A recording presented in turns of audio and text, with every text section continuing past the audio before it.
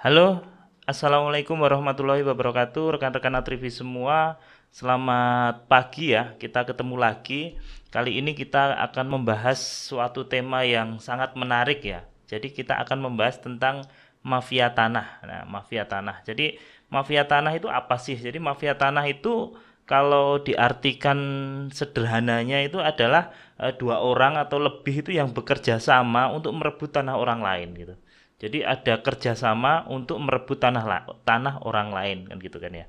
Modusnya apa? Modusnya itu banyak. Kalau mafia tanah itu sekarang itu modusnya berkembang tuh banyak sekali ya. Mulai dari pemalsuan dokumen, terus pemalsuan kuasa pengurusan atas tanah, terus mencari legalitas di pengadilan, terus pendudukan legal tanpa hak, rekayasa perkara, kolusi dengan oknum aparat, bahkan sampai kejahatan korporasi ya. Jadi mafia tanah ini intinya itu dua orang atau lebih, biasanya melibatkan oknum itu akan bekerja sama mengambil alih hak tanah kita gitu ya. Ya, jadi gitu. Macamnya tuh ada dua. Jadi kalau tak cermati gitu macamnya tuh ada dua. Yang pertama itu tanah yang belum bersertifikat, dan yang kedua itu tanah yang sudah bersertifikat kan gitu. Kalau yang sudah mengikuti channel Atrivi ini mungkin udah sedikit paham ya. Jadi kalau tanah, tapi tak review sedikit. Kalau tanah yang belum bersertifikat itu rawan juga untuk mafia tanah. Jadi nanti bahayanya itu kerjasama dengan oknum-oknum eh, pemerintah desa atau kecamatan gitu, karena legalitasnya ini masih misalnya letter C gitu. Ya, jadi belum sertifikat. Ini bahaya juga gitu. Yang kedua itu sudah sertifikat. Jadi tanahnya ini sudah legalitasnya itu sudah menjadi milik kita gitu. Tapi oleh para mafia tanah ini masih bisa diserobot untuk dialihkan haknya gitu. Jadi teman-teman harus waspada ya. Tak lanjutin ya. Teman-teman harus waspada. Nah, salah satu contoh mafia tanah yang kemarin tuh sempat tenar, sempat rame itu di tahun 2020 itu ada yang sampai kerugiannya itu hampir 85 miliar gitu.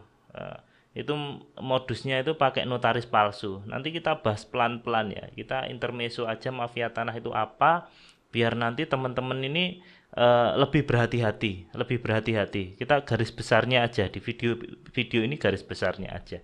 Yang kedua itu ada kasus yang baru-baru ini ya. Sebenarnya banyak kasus sih kalau kita angkat gitu, tapi yang paling lagi hangat-hangatnya ini kan kasus mafia tanah yang korbannya itu artis gitu ya. Kemarin Nirina Zubir gitu ya.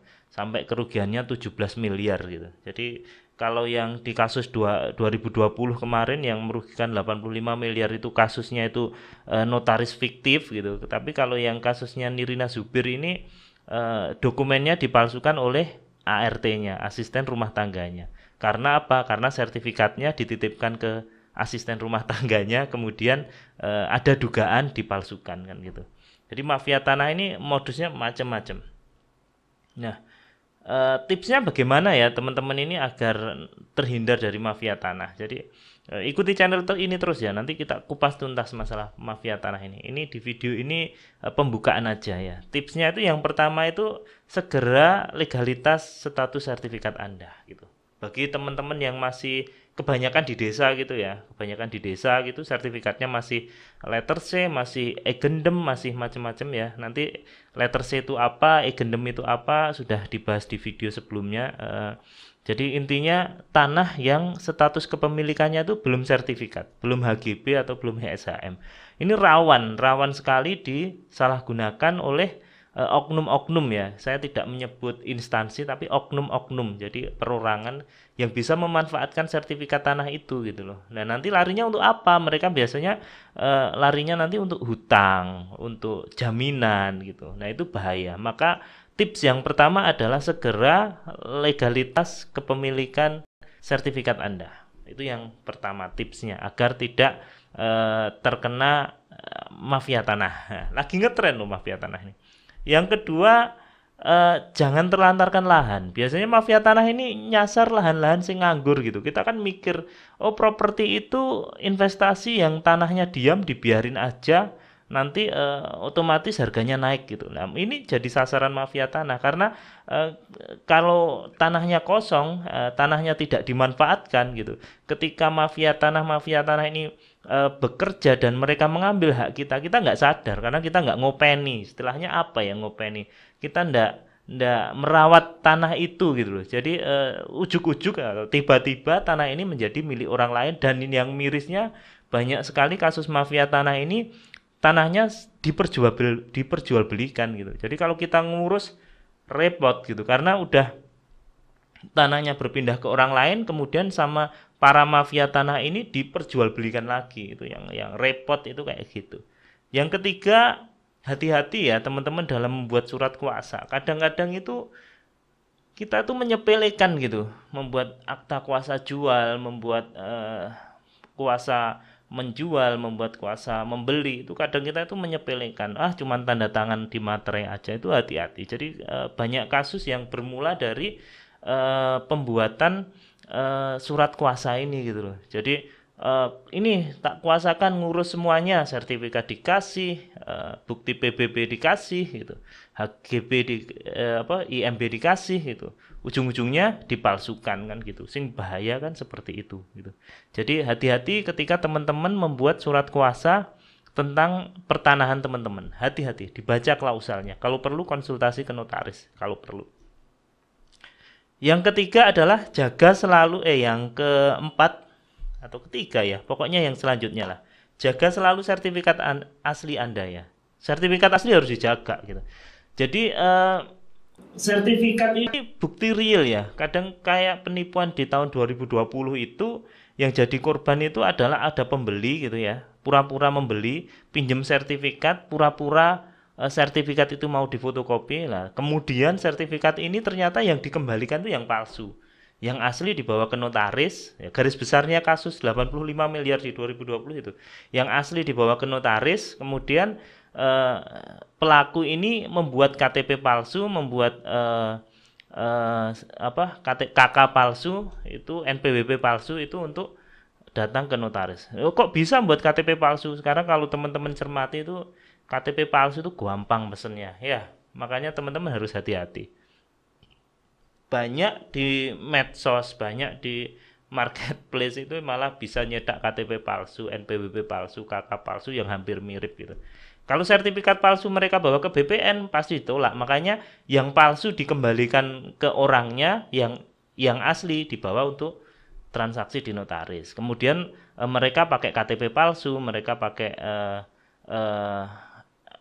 NPWP palsu, pakai KK palsu gitu. Itu di kasus tahun 2020 itu.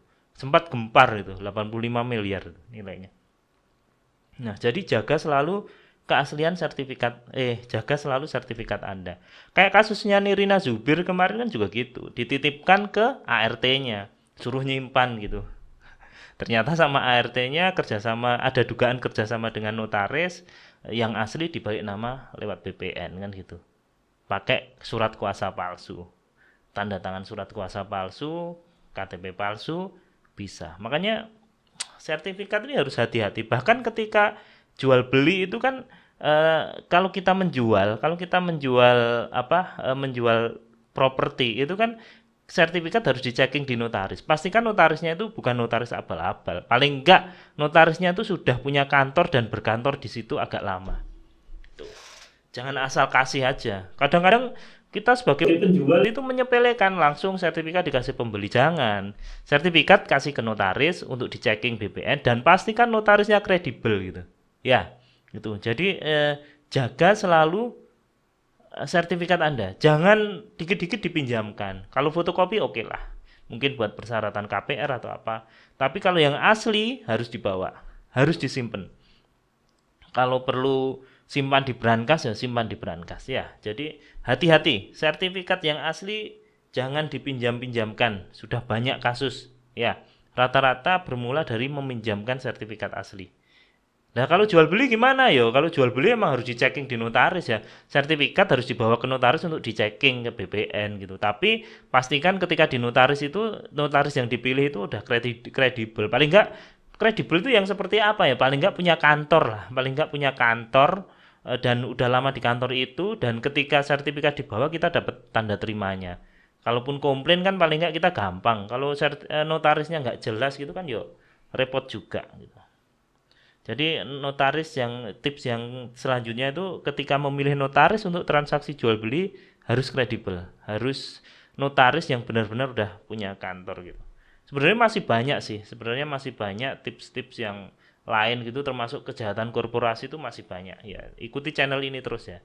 Jadi ini hanya permulaan kita membahas mafia tanah ya.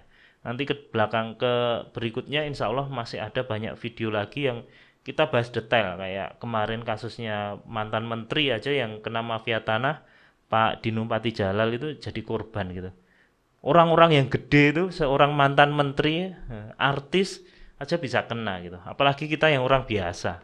Ya, kalau mantan menteri artis gampang, diviralkan wis.